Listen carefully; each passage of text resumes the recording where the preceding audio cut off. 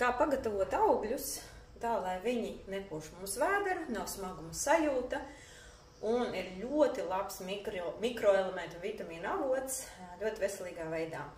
Ļoti bieži, īpaši Latvijā, šobrīd ir sezona, tur āboli, bumbieri, vīnogas, melons, arbūzi, ja tos tagad var brīvi nopirkt. Ļoti bieži mēs saskaramies ar to, ka ir zaļi banāni, zaļas aprikozes, zaļi nektarīni un tā tālāk un tā tālāk. Arī zaļus augļus var lietot ne tikai svaigus, mīkstus un gatavus, bet arī tādus, kas nav līdz galam nogatavinājušies. Un ļoti bieži cilvēkiem tā, ka no augļiem sāk kusties vēders, cilvēkiem jūt, ka viņiem gramošanas sistēma netiek galā, un ir ļoti daudz metodas, kā tīri no ajurvēdas skatu punkta to tikt galā. Tad augļi ir jāgatavo, un gatavot augļus var dažādos veidos. Tā kā man nav šobrīd cepeškrāsnes, es izmantošu plīti, gāzes plīti, bet to pašu, ko mēs tagad darām, var gatavot arī cepeškrāsnī, kādā pīlē vai kaut kādā veidnē. Tad, kas mums nepieciešams? Jebkādi augļi, kas jums ir, pēc idejas, kaut kas skābāks, kaut kas saldāks. Ja? Te var izmantot banānus, var izmantot aprikozes, var izmantot nektarīnus, vīnogas, granātābolu, hurmu un tā tālāk un tā tālāk. Visu, kas jums ir. Man ir šodien sagriezti āboli iztīrīti, man ir viena plūme, vīnogas būs saldumam, es izmantošu valriekstus, kur iepriekš ir mērcēti. Es izmantošu sēkliņas arī dažādas, kādas jums ir pieejamas. Man ir arbūzu sēklas un tumšās sezams sēklas. Kā arī no garšvielām, vislabākās garšvielas priekš augļu gatavošanas ir fenhelis, kanēlis, krustnagliņa, zaļais kardamons, svaigs ingvers. Man šodien būs zaļais kardamons, man ir fenhelis sēkliņas un melnie pipari. Tā kā man nav ingvers šobrīd, ja, tad melnie pipari būs gramošanā. Un es esmu iemērkusi sierāboliņu sēklas. Sierāboliņu sēklas gan pirms tam kādu stundu ir jāpatur ūdenī, lai viņas uzbriest un paliek mīkstas.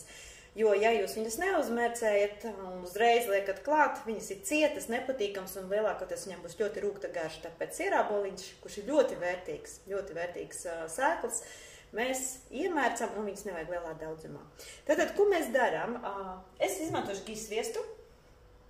Tas liekas jau dīvaini, jau pašā saknē, un piešķilšu plīti. Es gatavošu augļus gijas sviestā. Ja?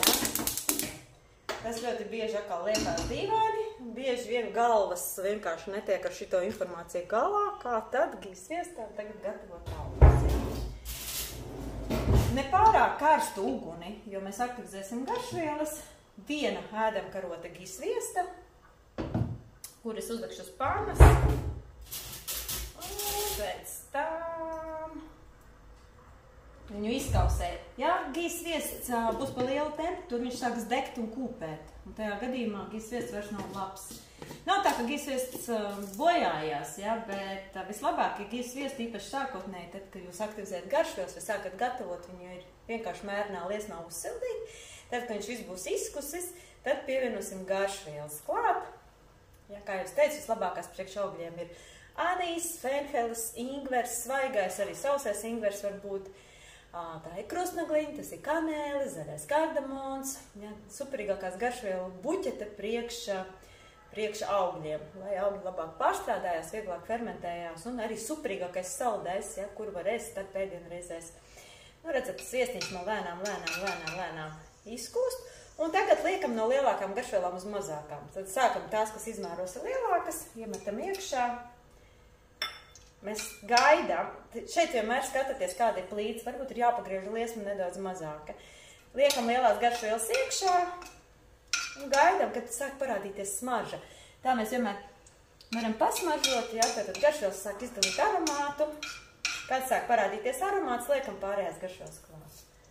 Ja, tad man aiziet fenhelis un aiziet melnie pipari. Šeit pat es pievienošu mērcētās, no aptuveni vienu ēdamkarotu mērcētās tas ierāboliņu sēklas.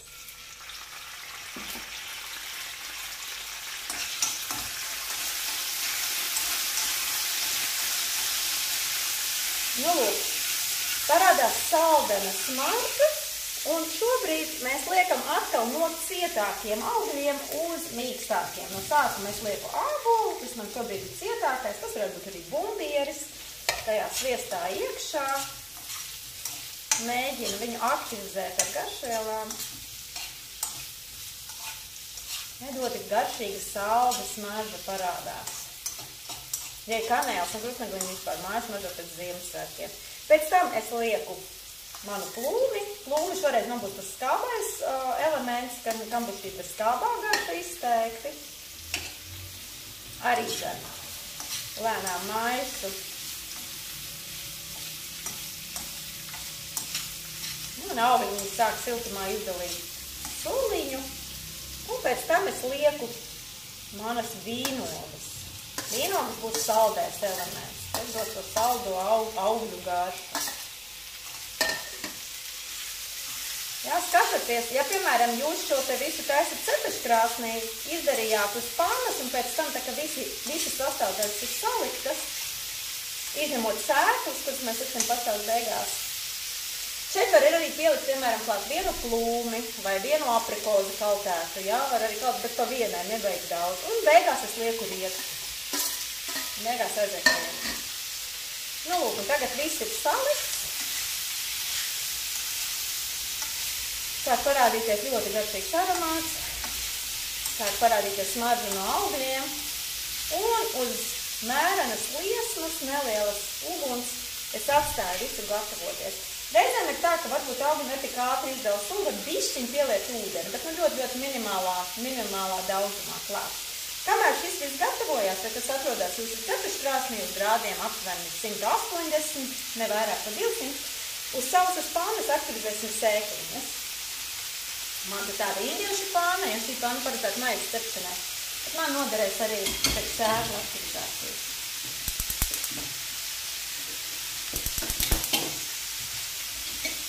Pāna ir jāuzsilda, tā lai viņa paliek silta, un tad, kad viņa paliek siltas pannas, mēs liksim virsū sēkliņus. Var izmantot jebkādas. Visas sēklas, kas jums garšo, jūs varat taisīt sēklu miksi, varat izmantot tikai vienas sēklas. Bet, nu, sēklu nekad nav par daudz. Ziniet to, jo sēklas vienmēr var lietot un lietot. Nu, lūk, un skaisti sāk gatavoties. Un mēs tos augļus varam gatavot līdz 2 veidu konsistencē. Varam gatavot daļēji gatavus, jeb tā saucamo al dente, vai nu gatavot pilnīgi gatavus, jau ka viņi sāk totāli izšķirt. Ja? Tas būs atkarīgs no jūsu ķermeņa konstitūcijas, no vārtas pitas un kapas, kas jums ir dominējoši, kā arī dzen no sezonas, kurā mēs atrodamies. Ja ir dominējoša kapa, tad viss ir al dente. Ja? Ja ir dominējoša vārta, tad viss ir labi savārīts. Ja ir dominējoša pita, visdrīzākais tādas salātus mēs netaisīsim, bet izvēlēsimies ēst svaigu saldītas tāpatās.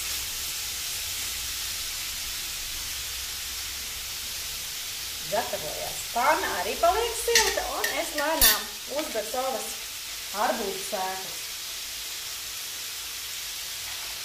Un sezamsēklas. Sezamsēklas mēdz lēkāt. Arbūzu sēklas nelēkās par pannu, bet sezamsēklas mēdz lēkāt par pannu, tāpēc esam uzmanīgi. Nekad nepiededzinām sēkliņus, ja, jo es ļoti ātri paliek melnas, īpaši sezamsēklas. Es ātri paliek melnas, visu laiku uzmanīgi viņas grauzdējam. Arī no sēklām parasti parādās jauks aromāts, un sēklas ir gatavas, tad, kad viņas sāk palikt spīdīgas un sāk lēnām brūnināties. Sēklas ir perfekts aminoskābju avots, jo dažādākas sēklas ikdienā mēs lietojam, īpaši jūs esat vegāni vai veģetārieši, tad jums šis variants ar sēklu grauzdēšanu un lietošanu ir stipri lietošams. Ja? Sēklas ēd lielā apjomā, bet, protams, jāmāk viņas arī gatavoties. Ja, manējās sāk palikt brūnas lēnītēm, un pamīšas visu laiku jāgatavo ir auglēšas.